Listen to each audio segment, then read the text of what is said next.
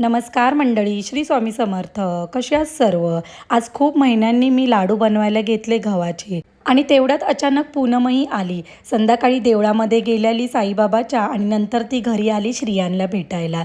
पूनम आल्यावरती श्रियान माझा खूप खुश होतो.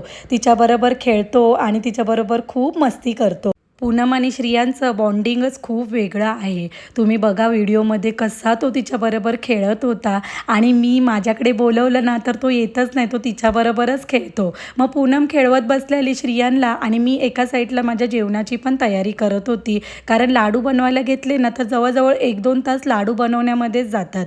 खूप महिने झाले लाडू बनवले नव्हते. आणि मग सकाळचं जियांच्या डब्याला पण लाडू द्यायला बरा पडतो आणि जियांना ड्रायफ्रूट असेच खात नाही, पण लाडूमध्ये मी सगळे ड्रायफ्रूट टाकून लाडू बनवला तर जियान आवडीने खातो. आणि ह्यावेळी ना मी डिंक पण थोडासा फ्राय करून टाकलेला. काही जण त्याला गोंद पण बोलतात, तर आमच्याकडे तर डिंक बोलतात.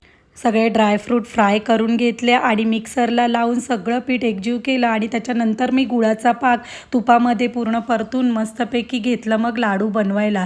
लाडू मस्त झाले आणि थोडे पूनमलाही मी जाताना दिले. श्रियान माझा आजकाल एवढा नॉटी झाला आहे की काही काम त्याच्यासमोर करत असली ना की त्याला मध्ये मध्ये ते काम करायचं असतं. पण काल पूनम आल्यामुळे थोडं काम हलकं झालं. मम्मी आणि मी गरम गरम लाडू वळायला घेतले आणि पूनमने श्रियांना खेळवलं. जाताना पूनम आणि कस्तुरी त्यांच्या पाठी लागलेला श्रियान आणि खूप मजा केली श्रियांने पूनमबरोबर. तर असा संपवला माझा दिवस. माझे व्लॉग आवडले तर नक्की लाईक करा, कमेंट करा. Thank you for watching. बाय.